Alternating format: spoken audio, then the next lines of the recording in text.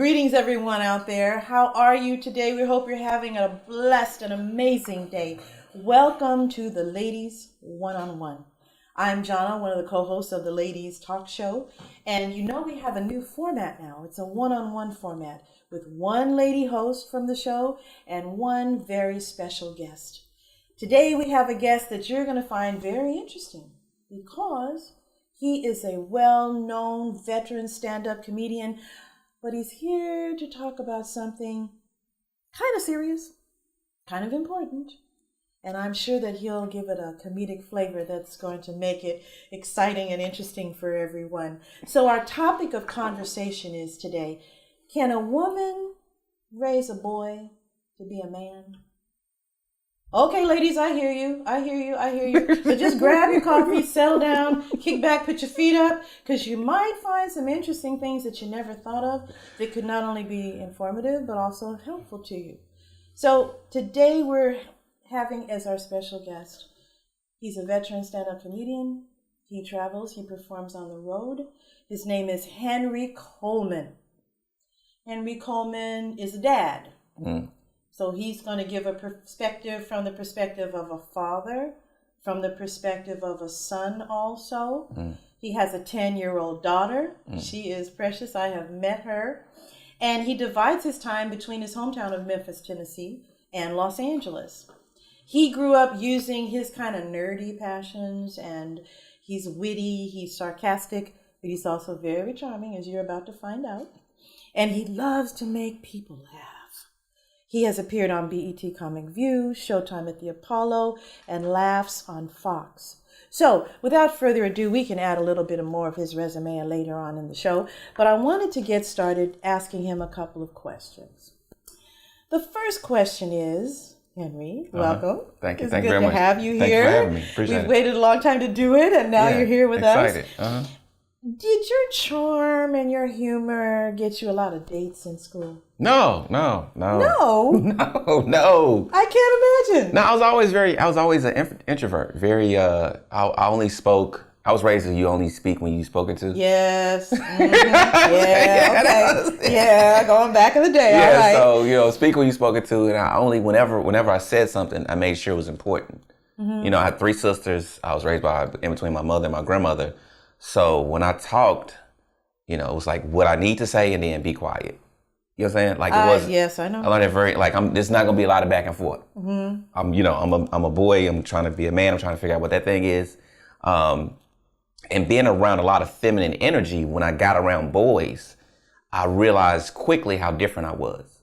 You know what I'm saying? It's like, okay, because I would be talking, even though I didn't talk that much about them, it was still a lot to be talking around men. They don't talk that much. They don't. No, they don't. Except maybe in the barbershop, right? Yeah. Then you'll still have quiet spells. Exactly. It's like, was it a big game last night?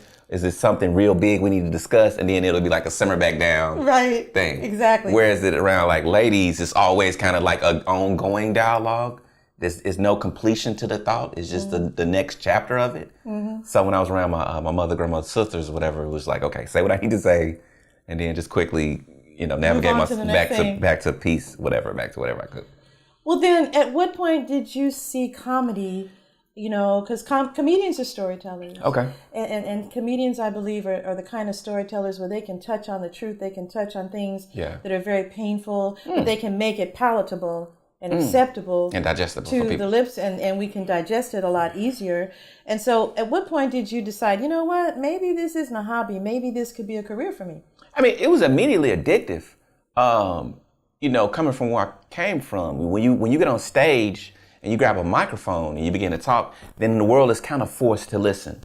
You don't have to compete with other voices or more theatrical. I was never that big life of the party type charismatic person that would just walk in a room and light the room up. But I did have something to say. So when you're doing comedy, you're doing stand up, there's a light that's on you. The entire room is dark and the microphone is your hand. So it's like almost by just the setup of the room, you're forced to listen to me. You know what I'm saying? That kind of amplifies whatever's in me that needs to be heard or feel like it has something to say. It amplifies it. Like, okay. And I was like, I immediately became addicted to that. Like, okay, this is my platform. I can speak through this vein. The first time you were on stage. Okay. I've talked to a couple of other people that Uh-huh. I know that have tried stand-up, and they exited it very quickly. Okay. It's like, Jonna, it'll kill you. You either live or die up there. The first time that you were ever on stage as a stand-up comedian, what was it like? My first show I didn't really know was a show. I was in college, and I had to do an oral report on a book or something, and went in front of the class, and I did the little thing, and like they were just dying laughing, and I was just rolling laughing. I was like, okay, I didn't make this to be funny. Just so happened to be funny. I was like, and I was, even when I was younger, I was always kind of fun. Even when I spoke, I was always kind of cutting, very dry cutting, and funny sometimes. So I went and I looked up to see where to go perform stand-up at, and I went down to a place that had it was like a comedy. That was a talent show. It was poetry, comedy, everything kind of mixed into one. And I got down there and I started heckling the host. I got dressed up and I took the night off work. I was working at IRS. I was in tax examiner at the IRS. And I went there and I was all dressed up, had my suit and tie on. And the guy was hosting, and I was telling him how funny he wasn't. And so he was like, what's your name? I said, Henry Coleman. And he said, he looked on the list. He was like, you're on the list to perform. I was like, yep, sure are, sir. I'm on the list to perform. He's like, would you like to go? He's on stage. And he's like, would you like to go up now? I was like, yeah, I'm funnier than you. So he brings me to the stage. And after this thing where I was heckling him, and of course I bummed terribly. They already didn't like me. Okay. And then I bummed in front of the whole room. And so he kind of clapped me off stage after like 7 or 8 minutes. But I was relentless. I sat back down in my same seat and I started heckling him again. It was crazy. Did you have to go up again? He asked me to, and I was like, no, I declined. And then, I left. And so it was a guy, that was a black venue, it was a black club. And there was a guy outside, and he said, your jokes are funny, but this is in Memphis, Tennessee. He said, your jokes are funny, but you speak too proper for blacks. This is what he said straight to my face. I was. Yeah. It's painful to hear with Don't the ear. They always come with that. Yeah. Stuff. So he's like, but you sound too proper for the, that's good for the corporate world or wherever you are. If you being an educated black man, that's trying to fine. say you're not relatable. That's very much so. So he said, but you need to go over here with white people. Here's the address and the telephone number to where the white people are. And there's some blacks over there, but it's more white people. But they'll get your jokes. That's what he told me. Okay. So it's my first time on stage, and I was like, okay, this guy's been doing comedy. He must know what he's talking about. And he was, I go over to the white place, walk on stage, and same jokes I did at the black venue, and almost like oh God, you're hilarious. They just, just drinking it like water, just very much enjoying it. And so that was kind of my first couple years of comedy, was getting booed in the black spots and being praised in white spots. So let's do it. Let's do this. Let's segue a little bit to what we're talking let's about get back today. To that. Yeah, don't get too far. About the woman raising a boy to be a man part. Yeah. Being a single mother's son. Being a single mother's son. Yeah. What do you feel is considered manhood in today's society? Oh man, what's considered being a provider, being an earner and a provider. When you say today's society, are you talking about like multiracial, or you talking about black society? Either one, because we're going to get to that statement in just a minute. Yeah. I think the number one thing of being a manhood is being a provider. Okay. Provider, second protector, if you're allowed to be. Because in a lot of states, in a lot of cases, you might be a provider, but not necessarily be there. Exactly. To be a protector and to be a mentor and to be a facilitator and to bring, as a black man, I think first you're held accountable for providing. Exactly. And if you can't provide, then nothing else matters. Then nothing else matters. I was going to ask you that in terms of all the things that you just identified. Yeah. What do you think identifies you as a man in the circumstances? Is it the provision? Is it the protection? Or is it the mentoring? It stops at if you can't provide, you're not allowed to do anything else. So if you cannot provide financially, you can't provide. you can't provide. Then the provision of all the other things. It's like, if the money ain't there, everything else shuts. If the money's not there, everything else shuts down. So now, when I first asked you this question, it was you started on something else that I was going to lead to, which is, how do you think that manhood has historically been defined across cultural lines? Okay. Is it the same as what you just said, or is it a little different? No. Depending on what community, what culture you come from? No. I mean, I work with white, black, Latino, other men. It seems in our African American black men, the provider point is, like that's in the middle. Boom. That's what you got to do. And, from there, it kind of like, okay, he provides. So maybe we'll see if he can mentor. Maybe we can see if we need his protection thing. Whereas in, whites or Latinos and other, they give it, that's a little bit more balanced. Like maybe, he can't provide, but he can do. Okay. You know what I'm saying? Maybe he can't do this, but he can do that. Yeah. They seem to see more of a benefit of the man. The man has more of a role than just like, money or nothing type thing. Gotcha. I want to continue with this just a little bit. But we have to pause and take a breath for a moment. Okay. So we're going to rejoin Henry Coleman in just a moment. Thank you so much for your support of the Ladies Talk Show and the Ladies One-on-One here. We thank you for your likes, your shares. Make sure to subscribe so you'll always know what's going on with our program and what the next topic you're going to see will be. We'll be back in just a moment. Don't go away now.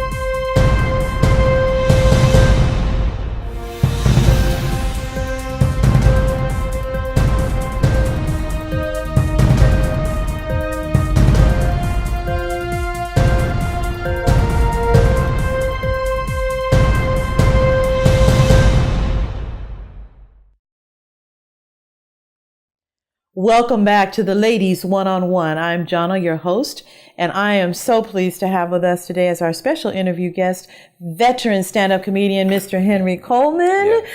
And you can see how charming and warm and articulate and just full of joy he is.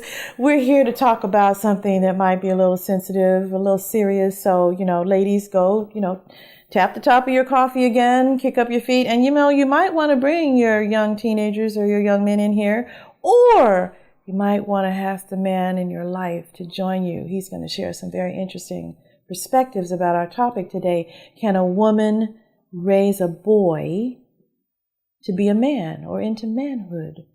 Thank you for your likes and your shares and your subscribes, and we hope you'll continue to follow our shows. And Henry, we were talking before the break about what kind of differences there might be historically about the definition of manhood. What I wanted to get your perspective on is, what is it that a boy needs to know or understand about manhood that only a man can teach him? That only a man can teach him. Mm-hmm. Only or preferably? Preferably a man can teach him. I mean, the most obvious thing is kind of sexuality. Mm-hmm. And not sexuality as in sexual preference, but a man can give a boy more clues into emotional maturity, growing into what the responsibility it is with sex, sexuality, and kind of that thing of being a man. Like what real responsibilities go like male temperament, male speed, the value of a man, what he brings outside of the bedroom as well as inside of the bedroom, and how that qualifies for him for the caliber of woman he might be looking for. And what that looks like in a relationship, and not just in a relationship, but the real world. Like my father told me when I was in my 20s, he said when you're 40, women won't care about your dreams. And this is only something a man could tell me. It's like, this is what happened when you're 30, this is going to happen. This is how women going to see you. When you're at this age, this is how women going to see you. And then when you're at this age, just only a man can tell another man what that reflection looks like. I understand. You know what I'm saying? Only a man that's lived, your father is you in the future. And only a man that's lived that life already can explain to you what's coming to you at certain points that you haven't reached yet. Because they know already. Yeah. They're holding they're the flashlight at the end of the road, and they're saying, come in this way because I know where we're going, right? Yeah. And that's something a woman, no matter how well intentioned or how well natured, those are jewels that they can't provide. Well, you were raised by a single mom. You had 3 siblings. Yeah. They were all sisters, yeah. So you're surrounded by estrogen. Yeah. And whew, I feel for you. My grandson, same thing. Him, 4 sisters. Yeah. After you left home, you sought out your dad. Yeah, I did. I mean, and can you share what that journey was like and why you chose to do that and what happened? I sought my father. I knew a lot of men that didn't know their fathers, and a lot of men boys and men I knew growing up that didn't know their fathers, they hated their fathers. Like I knew men that hated their fathers and had really listened to their mother's story and really bought into whatever, whether the mother had good intentions or bad. What was left was I saw these dudes was like, man, forget that dude. I don't ever want to meet him. He did this to my mama. You know what I'm saying? Any man that would do this, would do this, would do this. But my mother had 4 kids by my father. So it didn't make sense that he was this terrible person that had been painted to me. Okay. It's like you don't have 4 kids by a monster. That's true. That's 4 different pregnancies. That's 4 9-month that's 4 human beings. That's at least 5 years of relationship by somebody that's supposed to be absolutely evil. So I was like, this can't. So how did that happen? That don't make sense to me. So let me go see. I need to find out it was something. I was like, even if he wasn't searching for me, I was like, I need to go and just know the other half of the story. I don't want to walk through the world blind to one half of my existence. So, my father, he had his own issues. I went and saw him, and I just wanted to hear his story. I didn't want an apology. I didn't want him to father me. I didn't feel like he owed me anything. I was just like, just tell me your story. Just what happened from your point of view, and I'll piece this together however I see fit. And it was a blessing. What did you find out in your interactions with your dad at that point? How did that feed into your growth journey? Did it change you in any way? Yeah, I was able to find forgiveness. I realized after hearing his story was worse than mine. What he went through was worse than what I thought. Because your children, they believe that their pain is the pain. I was like, there's no pain other than this. Yeah, how could there be? Yeah, you can't explain to your children and go, I went through this, so that's why you have it better. Like they don't. All they know is what they feel.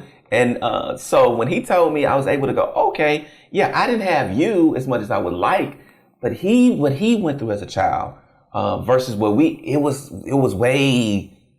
Just to hear his story dry, I was able to find forgiveness and then understand how and why he made his man decisions based off of his interactions with my mother. And as I got older, it's like now at age 40, it makes perfect sense. Okay. At age 16, it was like, why would you do this? No man should do that. No man, it was a lot of no man should when I was like those other guys, like, no man should. You can't, how could a man, if you were a real man, you should, just being angry and making pledges to things I would never do to my kids. Right. So I heard these stories, and as time grew on, and I had my own, now I have I created 2 baby mamas. I have kids by 2 different women, 1 child by each. So I'm raised by a single mother. I, created 2, and I can now knowing his story, it's like, oh, okay, that's how this happened. That's how he did that. That's how he shut that door and walked away. That's the thing you have to shut down when it's like everybody's like, well, how does a man walk away from his kids? When you try not to kill somebody. When you try not to, when you're trying to put space, you're trying not to do worse than that. I was like, how can my dad ever leave us? Like when you're trying not to really hurt somebody. That's true. You'll do the next best thing, which is just to remove yourself. When you don't know anything else to do, you go, and then I'll just come back to this or pray to revisit this when I can do better and be good and be of worth. And like I went to God and I said, well, God, restore this situation when I'm of worth and I'm able to have the temperament that I need to have to be a better person in this situation. Do you recommend, based on your experience, what would you say to our audience about whether they should do what you did, whether they should go and find their father, whether they should try to understand their parental dynamic? I don't just recommend it.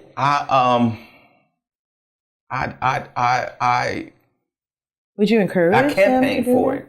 Yeah. Every man, if your father's alive, in regards to what you heard, my father shot my mother in the head, or go hear the story.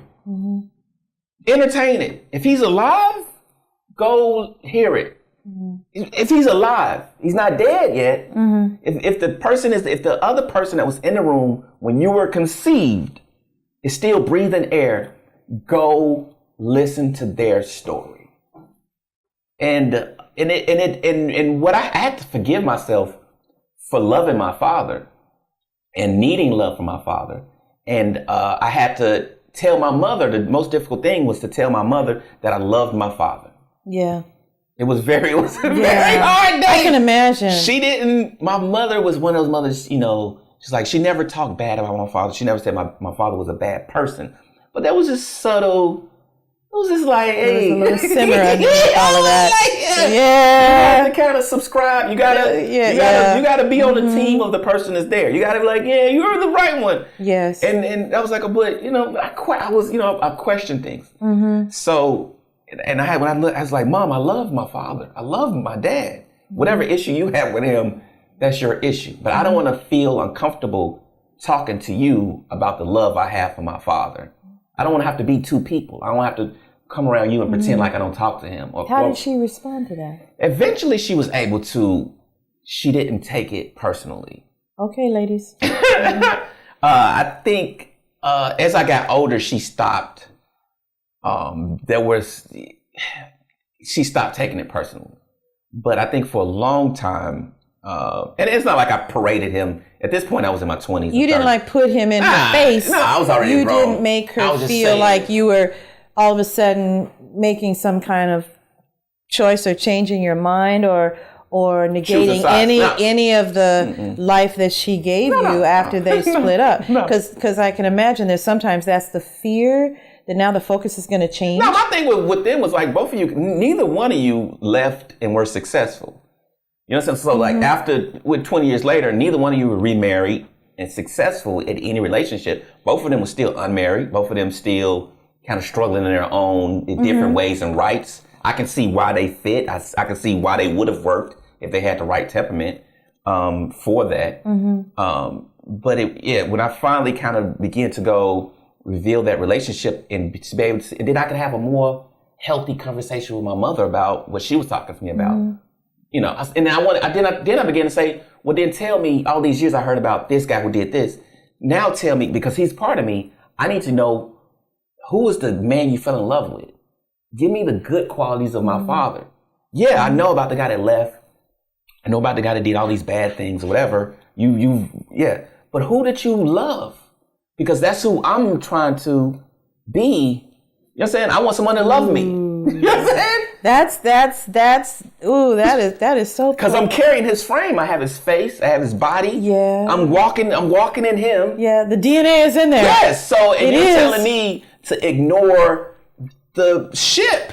You said don't look at the boat. Do that. Exactly. This is the boat. And hold your thought. So, okay. We got to take a break again. It's time for that exhale again. Especially ladies out there. We're going to take a break right now. During the break, like, share, subscribe, get a little bit of coffee, add something to it if you want to. It's funny. And we'll be right back. Okay. Stay tuned, all right?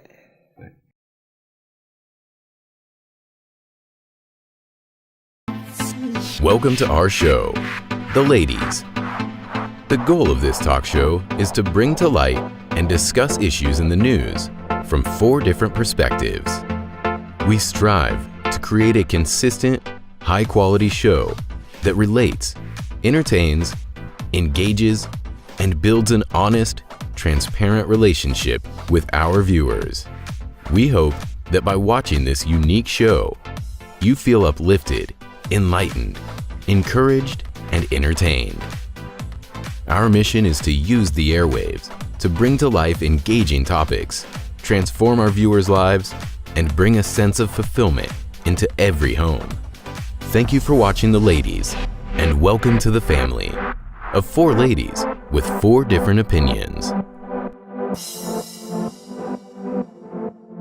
Hi, I'm Jana, co-host on the Ladies Talk Show and also one of the hosts of our new format, the Ladies One-on-One.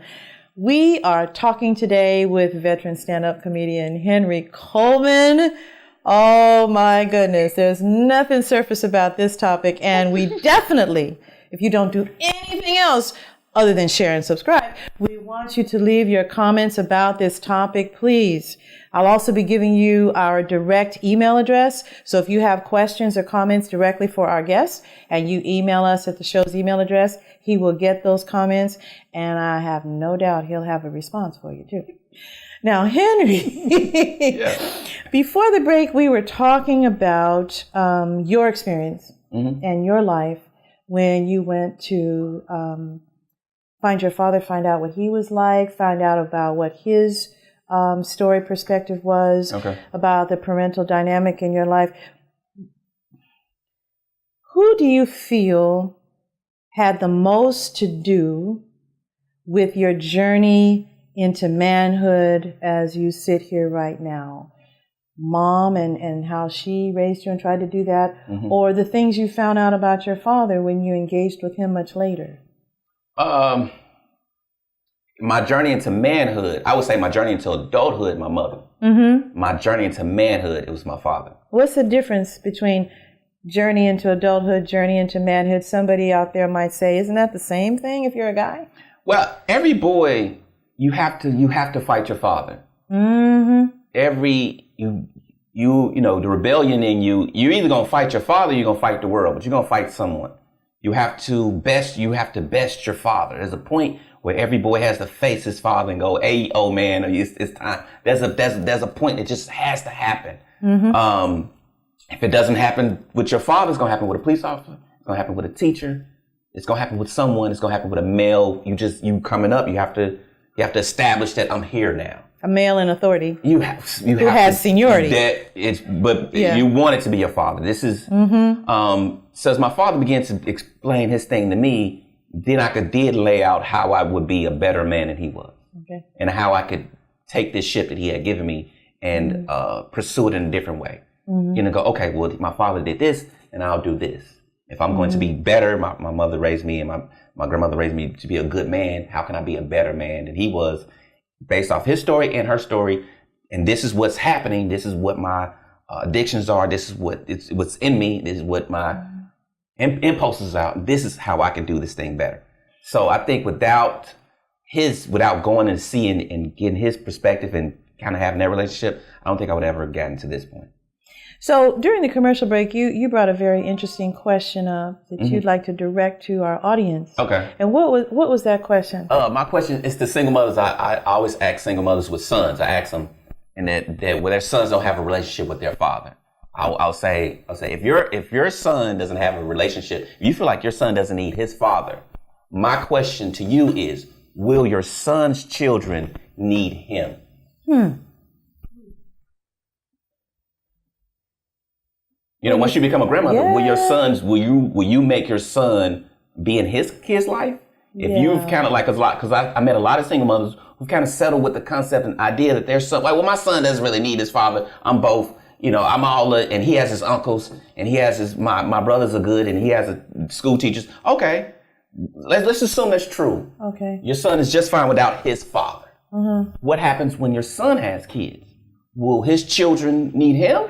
Or will you have that same kind of like, it don't matter. His kids won't need him. Or will he use the model that he saw, not having his father, and think that that's the model he should follow? Well, I mean, that's this idea. Right? There's this idea in child rearing that we can simply say something and not mirror it, and the kids will copy what we say. No, they're going to copy what we do, and that's why the cycle completes.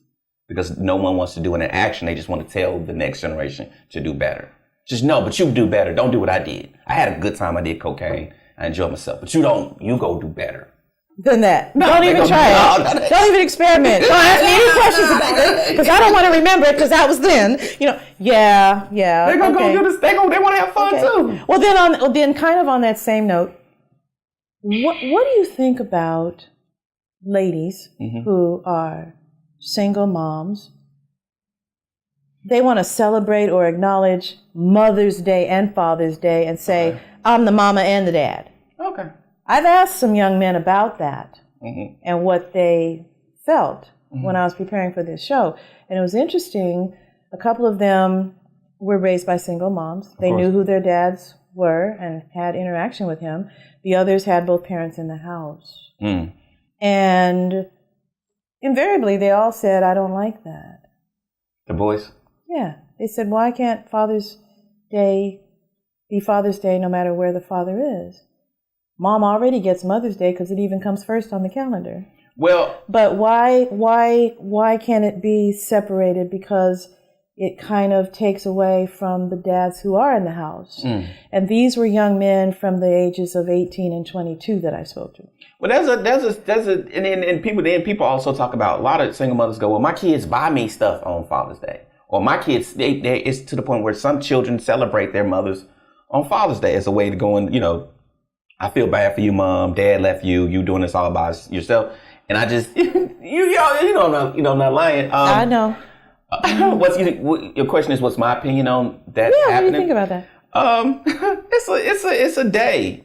I think it's not good. It's not good. In respect, do you think it's not good? I think it's okay to grieve. I think the big part God gave us was our ability to grieve and to accept reality of what it is. And I think we're stronger people when we do that.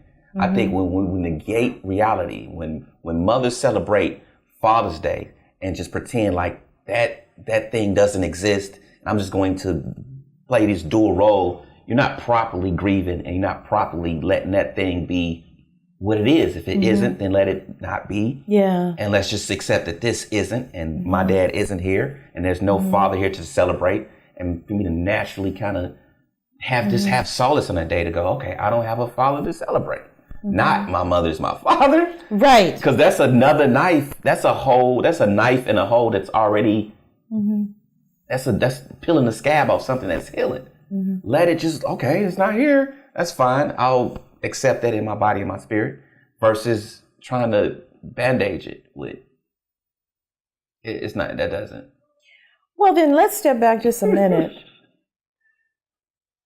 What are some of the wisdoms or abilities or knowledge that you do think women have to raise a man-child into manhood? Well, my mother did a thing. She told me what women wanted. She kind of as much as she could. She was like, okay, make sure women want you to have clean toenails, clean fingernails, keep a nice no ugly feet. Yeah, keep a nice pair of shoes on, and your haircut. Yes. So she gave me that thing. Yeah. She kind of provided to, be clean, be polite. Have a nice smile, well spoken. She's like, if you're not that bright, just be quiet. She did give me a lot of motherly things. And she overstepped the bounds a couple times with some stuff she was saying. And you mentioned earlier about a man is supposed to be a protector. I think that women also want to be defended against not only something physical, any kind of offense. Especially if you're in the presence of it happening, you don't step forward and defend her, then it's like, next. Yeah, so my mother, she kind of did thing was like, okay, she's like, my mother, she thought a lot of time when the other gender is playing the both roles, they're doing it both mother and father. Yes. They take on the dramatic aspects of what they think that other gender is. So my mother thought being mean was masculine.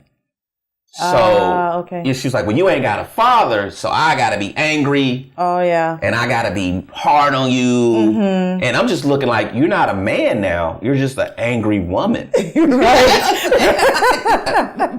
Yep. You're saying you're just hitting me. This is not teaching me manhood. This is just teaching me women can just throw all logic out and it's like, oh, he ain't got a man here, so I need to curse him more and belittle him, and it's like, this ain't. But do you think that in her being that way in those moments, there's a possibility that she could have been showing you what women can be like, where they can go, and then also kind of guide your responses to that, because we know how we can be. We know we can be hormonal. We know we can be irrational sometimes. High emotion. And if you're in a situation, in a relationship, be it a working relationship or a personal relationship, how do you navigate through that so that it doesn't escalate behind a certain point? I think a lady can teach you that. Yeah. More than a guy can, because we know how we get there and what will diffuse it. Well, for me, I don't know every man, but for me, I took a lot of my love cues from my mother. Yeah. So she was like, I want you to be with a cultured, sophisticated, I want you to be with a well-read woman, all these things. And then she acted out anger and rage and, you know what I'm saying? Exactly. So who do you think I was with? Absolutely. Angry. I didn't end up with Sade. Remember, not do as I say, do what I do. That's what I'm emotionally familiar with. I learned how to be around someone who was temperamental and that's right. Ready to cut up and throw down and fight. I never. Right. Now she's that person that she wanted me. She's older now, so now she's that lady. I can see it now when I'm around my mother. Very soft. Very soft-spoken and quiet and, you're hungry, or you're just very like, and it's still information and it's still an example that you can use in life. Yeah, of course. Because, you're still a youngster and you still have years to go and ways to apply it and ways to share that with your kids. Right? Yeah. So, I mean, it's, but there's a lot of things. And when we talk now, I talk and I prefer it now. She's just the lady. Like, she's not trying to be, I could just learn, because of course I go to my uncles and I can go to other men to get that man thing. It was for that just period where she felt like, I'm the mother and I'm the father, where I got that mixed message of like, huh? Why are you so, you're just a mad woman. Right. You're not both. You're not both. we have just a couple moments left. And what I'd like for you to do, you've covered so many things. Thank you. See, I told you, if you can catch this if you missed it. Why don't you share with the audience any final thoughts you have, any things that you wanted to share that we weren't able to get to today that you'd like them to know and kind of take to heart and maybe reflect on after the show is over? In our culture, Black culture, what I see overall is that we need to get back to believing that two parents is better. Yes. I understand. I understand helping people that don't have the luxury of two parents.